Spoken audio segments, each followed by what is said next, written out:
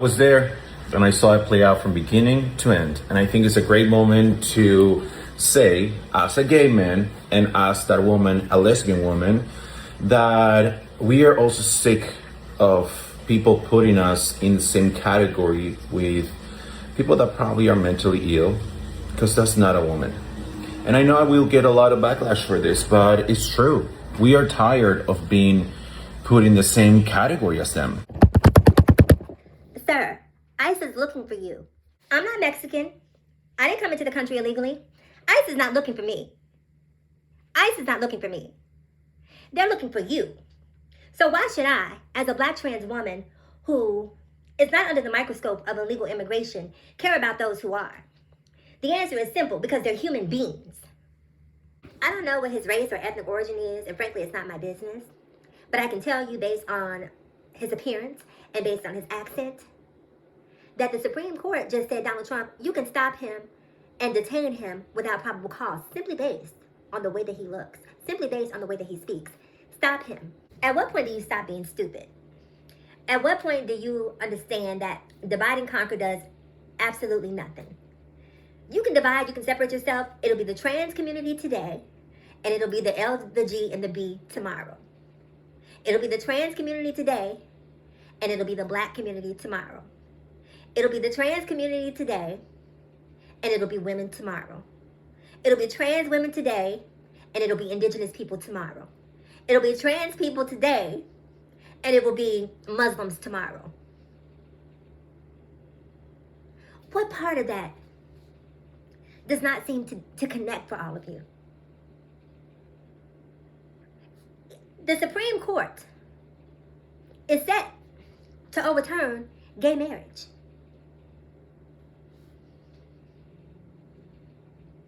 But here you are talking about separating the T from LGBT.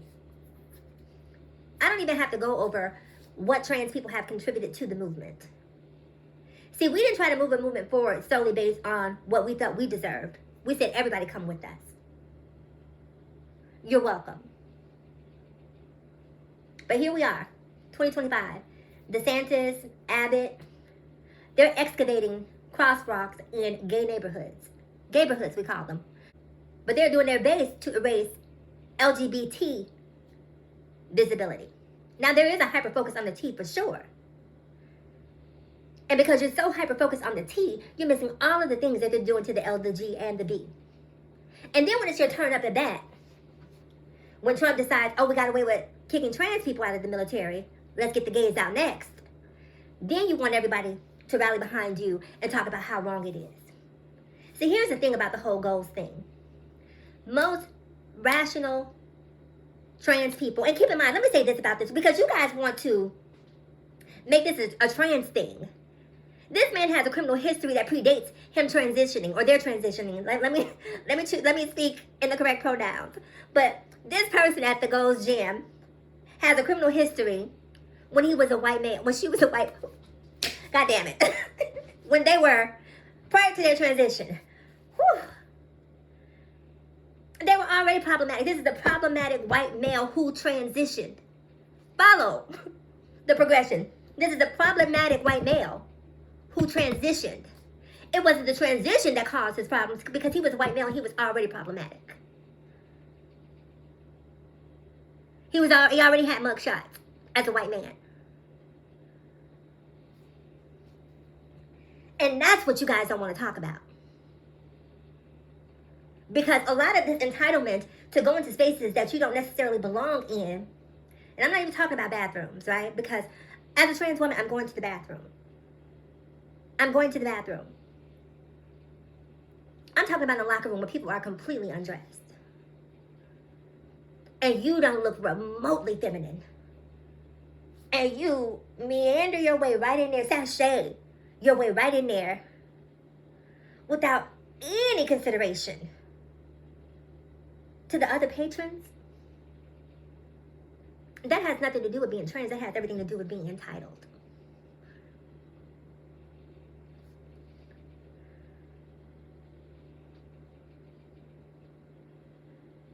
We live in a day and age, right, where our president, your president, will say They're eating the dogs.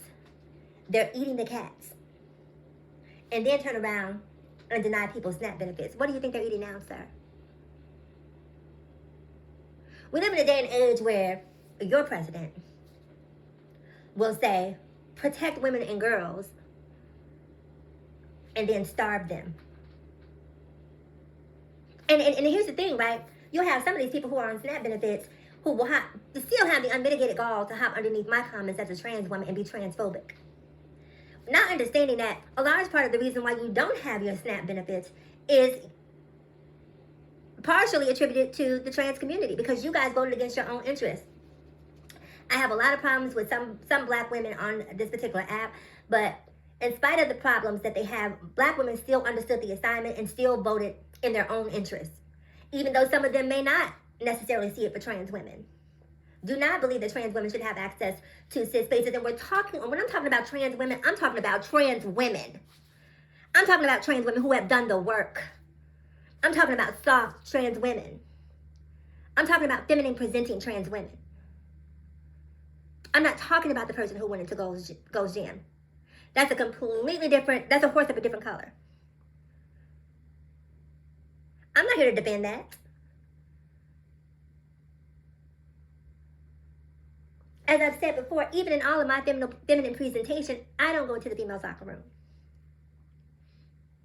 I'll go to the gym, I'll work out, I'll hop in my car still sweaty, drive home and take a shower there.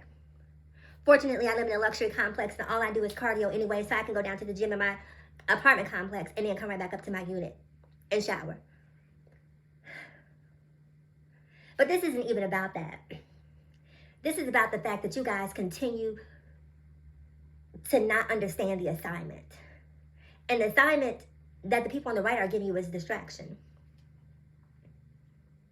And again, I'm not defending what happened in that bathroom, but talk about the incident that happened in the bathroom. Talk about the trans person in the bathroom. Talk about the locker room. Talk about the Gold's Gym incident. Don't come over here trying to throw an entire community under the bus because of something that one person did. One person.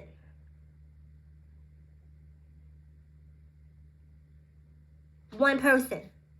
Go watch my videos about Gold's Gym and see what I have to say about it. You guys need to wake up and understand that we are stronger together than we are separate. We're already... It's exhausting being the smartest person in the room. It is exhausting. And I'm not even talking about in terms of just my intellectual capacity. I'm talking about emotional intelligence. You guys are so easily triggered to the point that you can't even focus on the incident without turning it into this broad sweeping issue. That person was a problem. That Gold's Gym incident was a problem. Let's keep it there. This is not a trans community issue, because if it were an issue, it wouldn't have been this salacious. It wouldn't have been this explosive. The reason this incident is that explosive is because it is a rarity. It is an anomaly. We don't see this happening on a regular basis. And that's why it blew up into this big of a thing. But you have to have a logical brain to understand that. You guys keep on trying to assign mental illness to the trans community.